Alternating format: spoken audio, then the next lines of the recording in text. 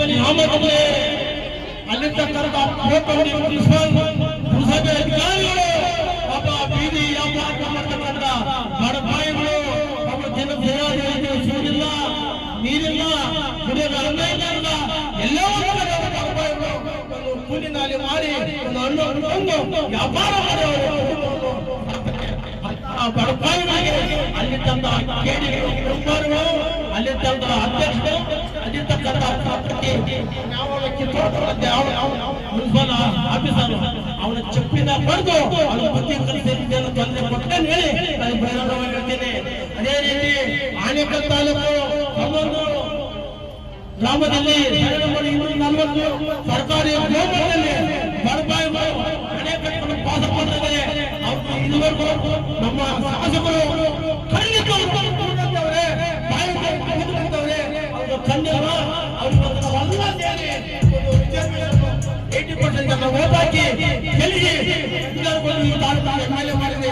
ಆ MLA ಮತ್ತೆ ಮುಗಿಯುತ್ತಿಲ್ಲ, ನೀತಿ ಇಲ್ಲ, ಧರ್ಮ ಇಲ್ಲ, ಅವರ ರಾಜೀನಾಮೆ ಮಾಡಬೇಕು. ಈ ಬಡಪಾಯಿ ನಮ್ಮೆಲ್ಲ ಓಟ್ ಹಾಕಿದ್ದವ್ರೆ ಅದನ್ನೆಲ್ಲ ಒಳ್ಳೆ ಮಾಡ್ತೇವೆ. ಅದೊಂದು ನಾವು MLA ಅಧಿಕಾರ ನಮ್ಮ ಸಂಘಟನೆ ಬಂದಿದೆ. ಈ ಭಾಗದ MLA ಅವರಿಗೆ ಹೇಳಿದ್ದಾರೆ, ಈ ಭಾಗದ MLA ಅವರಿಗೆ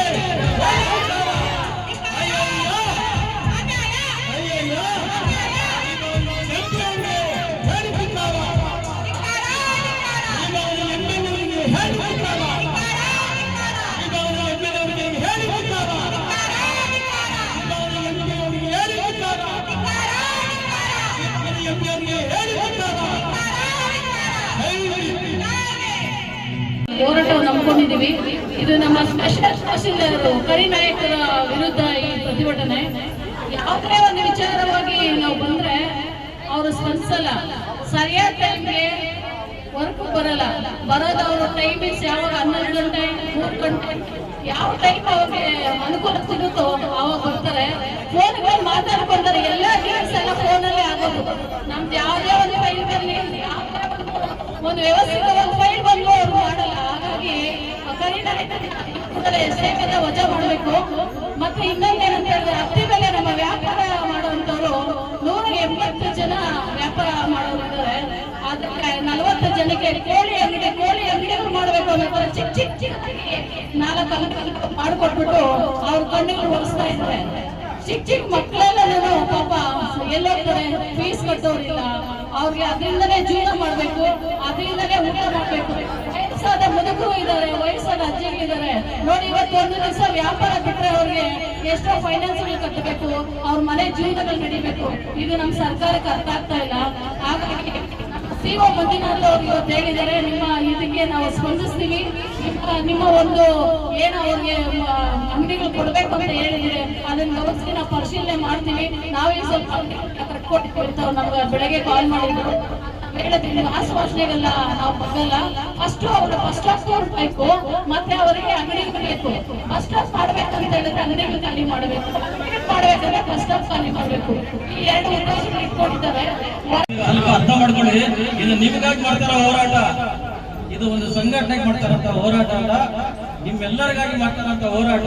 ಇವತ್ತು ಒಂದು ದಿನ ನೀವೆಲ್ಲರೂ ನಮ್ಗೆ ಸಹಕಾರ ಕೊಡ್ಬೇಕು. ನಿಮ್ಮ ಕೆಲಸ ಅಂತ ನೀವು ಒಳಗಡೆ ಹೋಗೋದು, ಅವ್ರಿಗೆ ಲಂಚ ಕೊಟ್ಟು ಬರೋದು, ಕೆಲಸ ಮಾಡಿಸ್ಕೊಳ್ಳೋದು, ಇದೆಲ್ಲ ತಪ್ಪಬೇಕಂದ್ರೆ ಒಂದು ದಿನ ನೀವೆಲ್ಲರೂ ಸಹಕಾರ ಕೊಡಿ. ಇದನ್ನ ಬಂದ್ ಮಾಡೋ ಕೆಲಸ ಮಾಡಿ, ಅಧಿಕಾರಿಗಳು ಒಳಗಡೆನೆ ಇರ್ಬೇಕು. ಇವತ್ತು ಏನು ಡಾಕ್ಟರ್ BR ಅಂಬೇಡ್ಕರ್ ಯುವಕರ ಸಂಘದಿಂದ ಇವತ್ತು ಒಂದು ಬೃಹತ್ ಮಟ್ಟದ ಒಂದು ಹೋರಾಟ ಏನು ಹಮ್ಮಿಕೊಂಡಿದ್ದೀವಿ. ಇದು ಕಳೆದ ವರ್ಷನೂ ಇದೇ ರೀತಿಯಲ್ಲಿ ಒಂದು ದೊಡ್ಡ ಮಟ್ಟದಲ್ಲಿ ಒಂದು ಹೋರಾಟ ಮಾಡಿದ್ವಿ ಮೂಲಭೂತ ಸೌಕರ್ಯಗಳಿಗಾಗಿ.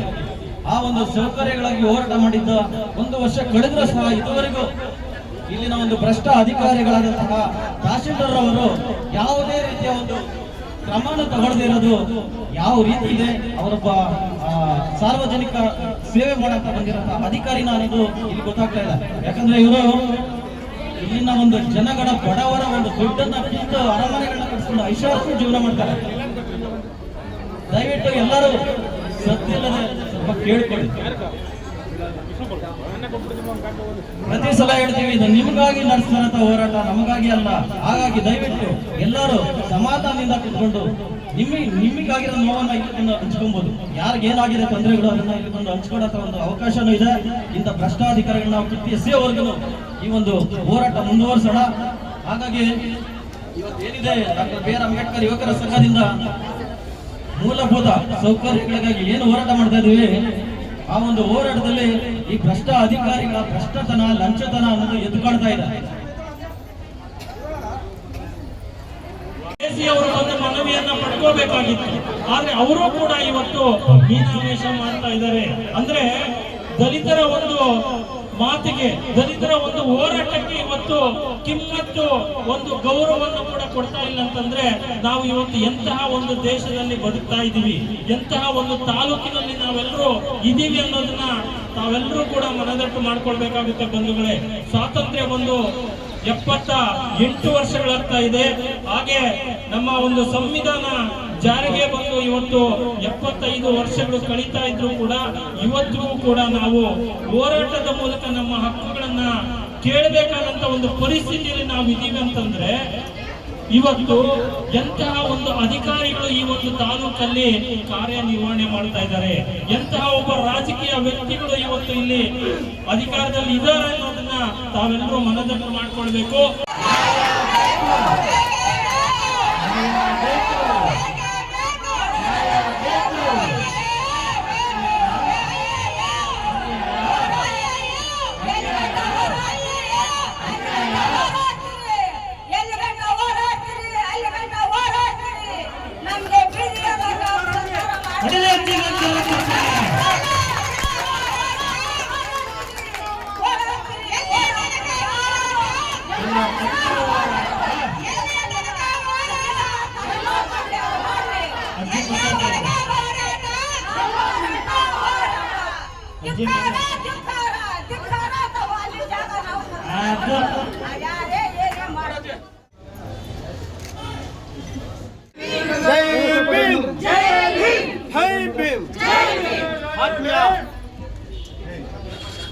ಮಾಧ್ಯಮ ಮಿತ್ರರೇ, ಏನಿವತ್ತು Anekal doctor B R Ambedkar ಯುವಕ ಸಂಘ ವತಿಯಿಂದ ಬಾಬಾ ಸಾಹೇಬ್ ಅಂಬೇಡ್ಕರ್ ಅವರ ಸಂವಿಧಾನ ಅಡಿಯಲ್ಲಿ ನಮಗೆ ಸಿಗಬೇಕಾದ ಮೂಲಭೂತ ಹಕ್ಕುಗಳು ಸರಿಯಾದ ರೀತಿಯಲ್ಲಿ ಸಿಗದಿಲ್ಲದ ಕಾರಣ ನಮ್ಮ ಸಂಘಟನೆಯಿಂದ ಒಂದು ಪ್ರತಿಭಟನೆ ಕಾರ್ಯಕ್ರಮ ಇವತ್ತಿನ ದಿನ ಹಮ್ಮಿಕೊಂಡಿದೆ.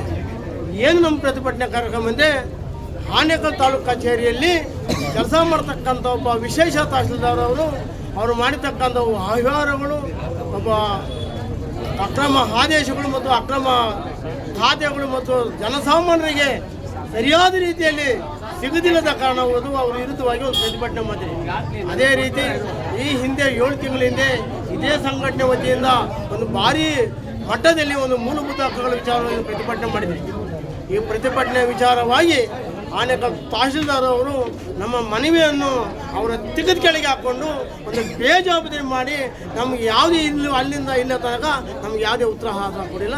ಉಡಾಪೆ ಉತ್ತರ ಕೊಡ್ತಾರೆ, ನಾಳೆ ಬಾ, ಇವತ್ತು ಬಾ, ನಾಳಿದ್ದು ಬಾ, ಇದು ನಾವು ಯಾವಾಗಲೂ ಕೊಡ್ತೀರಿ ಹೋಗಿ. ಹಾಗಾಗಿ ಆ ವಿಚಾರ ಸಹ ಒಂದು ಅಜೆಂಡಾ ಇಕ್ಕಿ ನಾವೊಂದು ಅವ್ರನ್ನೂ ಸಹ ಸೇವೆಯಿಂದ ವಜಾ ಮಾಡಲು ಮತ್ತು ವಿಶೇಷ ತಹಸೀಲ್ದಾರ್ನವರು ಸೇವೆಯಿಂದ ವಜಾ ಮಾಡಲು ನಾವು ಸಂಘಟನೆಯನ್ನು ಒಂದು ಭಾರಿ ಬೃಹತ್ ಪ್ರತಿಭಟನೆ ಹೊಂದ್ಕೊಳ್ತೀವಿ. ನಮ್ಮ ಸಂಘಟನೆ ಒಂದು ಜಾತಿ, ಒಂದು ಧರ್ಮ, ಒಂದು ವರ್ಗಕ್ಕೆ ಸೀಮಿತವಾಗಿಲ್ಲ. ನಮ್ಮ ಸಂಘಟನೆ ಎಲ್ಲಿ ಅನ್ಯಾಯ ಆಗುತ್ತೆ, ಎಲ್ಲಿ ಅಕ್ರಮವಾಗಿದೆ, ಎಲ್ಲಿ ದೌರ್ಜನ್ಯ ಆಗಿದೆ, ಹೆಣ್ಣು ಮಕ್ಕಳ ಮೇಲೆ ಅತ್ಯಾಚಾರ ವಿರುದ್ಧವಾಗಿ ಪ್ರತಿನಿತ್ಯ, ಪ್ರತಿದಿನ, ಪ್ರತಿ ಸೆಕೆಂಡು ನಮ್ಮ ಸಂಘಟನೆ ಅಲ್ಲಿ ಹಾಜರಾಗಿ ಪ್ರತಿಭಟನೆ ಮಾಡ್ತೀವಿ. ಹೀಗಾಗಿ ಹೇಳಿ ನನ್ನ ಮಾತನ್ನು ಸರ್, ಸಾವಿರಾರು ಜನ ಸೇರಿಸಿದ್ರ, ಕಳೆದ ಬರದ ಸೇರಿಸಿದ್ರೆ ಯಾಕೆ ಪ್ರತಿಭಟನೆಗೆ ಯಾವುದೇ ರೀತಿ ಅಧಿಕಾರಿಗಳು ಬರ್ತಾ ಇಲ್ಲ ಅಂತ? ಅಧಿಕಾರಿಗಳು ನಮ್ಮ ಅವ್ಯವಹಾರ ಮತ್ತು ನಮ್ಮ ಮಾಲೀಕತನ ಈ ನಕಲಿ ದಾಖಲೆಗಳು ಎಲ್ಲಿ ಬಯಲಿಗೆ ಬರುತ್ತೋ, ಎಲ್ಲಿ ನಮ್ಮನ್ನು ಕೆರೆದಾಗ ಹಾಕಿ ನಮ್ಮನ್ನು ಎಲ್ಲಿ ಓಡಿಸ್ತಾರೆ, ಒಂದು ಭಯಭೀತರಾಗಿ ಈಗಾಗಲೇ ಕೆಲವು ರಾಜಕೀಯ ಮುಖಂಡರು ಕೆಲವು ಪಿತೂರಿನ ಮಾತು ಕೇಳಿ ಪರಾರಾಗ್ಬಿಟ್ಟಾರೆ. ಈಗ ಈ ಒಂದು ಮುಂದಿನ ಹೋರಾಟ, ನಮ್ಮ ಹೋರಾಟ ಅಂದರೆ ಈ ಥರ ಹೋರಾಟ ಮಾಡಲ್ಲ ನಾವು. ಏನು ಹಿಂದೆ 206 ವರ್ಷಗಳ ಹಿಂದೆ ಏನು ಅಕ್ರಮ, ದೌರ್ಜನ್ಯ, ದಬ್ಬಾಳಿಕೆ ಎಲ್ಲ ಬೇಸತ್ತು ಬೆಂದು ಒಂದು 206 ವರ್ಷಗಳ ಹಿಂದೆ ಒಂದು ಭೀಮಾ ಕೊರೆಗಾಯಿತು. ಅದೇ ಥರ ನಮಗೆ ಸಂಘಟನೆ ಆಗ್ಬೋದು, ಎಲ್ಲ ಜನಸಾಮಾನ್ಯರಿಗಾಗ್ಬೋದು, ಯಾವುದೇ ಜಾತಿ ಜನಾಂಗನಿಗೆ ಆಗಿರ್ಬೋದು, ಈ ಥರ ಏನಾರ ನಮ್ಮ ತೊಂದರೆ ಮುಂದಿನ ಆದರೆ ನಾವು ಎರಡನೇ ಭೀಮಾ ಯುದ್ಧ ಮಾಡುವ ಅನಿವಾರ್ಯ ಬರುತ್ತೆ ಏನು ಎಚ್ಚರಿಕೆ ನೀಡ್ತೀನಿ. ಒಂದು ಪಕ್ಷ ನಮ್ಮ ಮನೆಗೆ ಸ್ಪಂದಿಸಿ ಕೆಲಸ ಮಾಡಿಲ್ಲ ಅಂದರೆ ಅರೋಹತ್ರೆ ಮಾಡ್ತೀನಿ ಅಂತ ಹೇಳ್ತಾರೆ. ಸಮಸ್ಯೆಗಳು ಇದುವರೆಗೂ ಬಗೆಹರಿದಿಲ್ಲ, ಮತ್ತೆ ಈಗ ಅಷ್ಟು ಇನ್ನು ಮುಂದೆ ನಮ್ಮ ಸ್ಪಂದಿಕೆ ನಮ್ಮ ಮನವಿಗೆ ಸ್ಪಂದನೆ ಮಾಡಿಲ್ಲ ಅಂದರೆ ನಾವು 2-3 ದಿನದಲ್ಲಿ ತಾಲೂಕು ವಜಾ ಮಾಡಿಲ್ಲ ಸೇವೆಯನ್ನು ಇಬ್ಬರೂ ನಾವು ಅಹೋರಾತ್ರಿ ಇದ್ದೇನೆ ಸದಾಸಿದ್ಧವಾಗಿ ಅನಿರ್ದಿಷ್ಟವಾಗಿ DC ಬರ್ಬೋದು, ಮಿನಿಸ್ಟ್ರು ಕಂದಾಯ ಮಿನಿಸ್ಟ್ರು ಬರಬೇಕು, ಈ ಭಾಗದ MLA ಬರಬೇಕು. ನಾವು ಯಾವುದೇ ಕಾರಣಕ್ಕೂ ಅಹೋರಾತ್ರಿ ಮಾಡೇ ಮಾಡ್ತೀವಿ ಬರಬೇಕು. ಏನೀಗಾಗಲೇ ಆನೇಕಲ್ ತಾಲೂಕು ಹತ್ತಿಬೆಲೆ ಹೋಗ್ಲಿ ಏನಿವತ್ತು ಅಲ್ಲಿ 179 ಬೂದಿ ಬೀದಿ ವ್ಯಾಪಾರಿ ಪಾಪ ಹಣ್ಣುಗಳು ಮಾಡ್ತಕ್ಕಂಥ ಒಬ್ಬ ಬಡಪಾಯಿಗಳಿಗೆ ಅಲ್ಲಿರ್ತಕ್ಕಂಥ ಒಬ್ಬ ಮುಖ್ಯ ಅಧಿಕಾರಿಯಾದ ಮಂಜುನಾಥ್ ಅವರು ಸೇವೆಯನ್ನು ವಜಾ ಮಾಡಬೇಕು. ಆ ಬಡಪಾಯಿಗಳಿಗೆ ಅಲ್ಲೇ ಕಾಯಂ ಆಗಬೇಕು. ಅವರು ಒಂದು ಪಕ್ಷ ಅವ್ರಿಗೇನು ತೊಂದರೆ ಕೊಟ್ಟರೆ ನಮ್ಮ ಸಂಘಟನೆ ಉಗ್ರವಾದ ಹೋರಾಟ ಮಾಡಿ ಅವ್ರಿಗೆ ತಕ್ಕ ಶಿಕ್ಷೆ ಕೊಡ್ತೀವಿ ಅಂತ ಹೇಳಿ ನಮ್ಮ ಮಾತನ್ನು ಏನಂತ ಹೇಳಿದ್ರೆ ನಮ್ಮ ಕರಿನಾಯಕ್ ಸ್ಪೆಷಲ್ ಸೇವೆಯನ್ನು ವಜಾ ಮಾಡಬೇಕು ಅಂತ ನಮ್ಮ ಒತ್ತಾಯ. ಯಾಕಂದ್ರೆ ಸರಿಯಾದ ಟೈಮ್ಗೆ ಬಾರದ ಕಾರಣ, ಜನರಿಗೆ ಸ್ಪಂದಿಸದೇ ಕಾರಣ ಅವರು ಆನ್ಸರ್ ಬಂದು ಡೈರೆಕ್ಟ್ ಯಾವುದು ಆನ್ಸರ್ ಮಾಡಲ್ಲ. ಅವರು ಯಾವುದೇ ಏನೇ ಒಂದು ಅರ್ಜಿಗಳು ಕೊಟ್ಟರು, ನಾವು ಯಾವುದೇ ಒಂದು ಕೆಲಸಗಳು ಕೊಟ್ಟರು ಮತ್ತೆ ಅದನ್ನ ರಿಸೆಕ್ಟ್ ಮಾಡಿ ಬರೆಯೋದು. AC ಮಾಡಿರೋಂಥ ಆರ್ಡರ್ನೇ ಅವ್ರು ಮಾಡ್ದೇನ ಮತ್ತೆ ರಿಟರ್ನ್ AC ಅವ್ರು ಬರೀತಾರಂತೆ. AC-ಗಿಂತ ದೊಡ್ಡವರಲ್ಲ ಈ ಕರಿನಾಯಕ. ಇವರೊಬ್ಬ ಚಂಡಾಳ. ಒಂದು ಕೆಲಸನ ಇವ್ರಿಗೆ ಯಾವುದು ಮಾಡಲಿಲ್ಲ. ಟೈಮ್ ಸರಿಯಾಗಿ ಬರಲ್ಲ, ಟೈಮ್ ಸರಿಯಾಗಿ ಹೋಗಲ್ಲ, ಅವ್ರ ಟೈಮಿಂಗ್ ಸರಿಯಾಗಿ. ಅವ್ರ ಅಪ್ಪದ ಸರ್ಕಾರ ಇದು. ನಮ್ಮ ಟ್ಯಾಕ್ಸ್ಗಳಿಂದ ನಾವು ದುಡಿಯೋಂಥ ದುಡ್ಡುಗಳು, ನಾವು ಹಾಕೋ ಟ್ಯಾಕ್ಸ್ಗಳಿಂದ ಪೇಮೆಂಟ್ಗಳು ತಗೊಂಡು ನಾವು ಬಂದು ಕೆಲಸ ಕೇಳಿದ್ರೆ ಮಾಡದೇ ಇರೋಂಥ ಅಧಿಕಾರಿ ಈ ಕರಿನಾಯಕನ ಸೇವೆಯನ್ನು ವಜಾ ಮಾಡಬೇಕು. ವಜಾ ಮಾಡಲಿಲ್ಲ ಅನ್ನೋ ಕಾರಣಕ್ಕೆ ಇಟ್ಟರೆ ನಾವು ಬಂದು ಡಾಕ್ಟರ್ B.R. ಅಂಬೇಡ್ಕರ್ ಯುವಕರ ಸಂಘ ಏನಿದ್ದೀವಿ ಅವ್ರು ಬಂದು ನಾವು ಅರೋರಾತ್ರಿ ಧರಣಿ ಮಾಡ್ತೀವಿ ಅಂತ ಈ ಮುಖಾಂತರ ಹೇಳ್ತಾ ಇದ್ದೀನಿ. ಜೈ ಭೀಮ್. ರೇಣುಕಲಿ ಪುಲಿಸಂತ ಮಹಿಳಾ ರಾಜ್ಯ ಅತ್ತಿಬೆಲೆ ಅಂಕಿತ.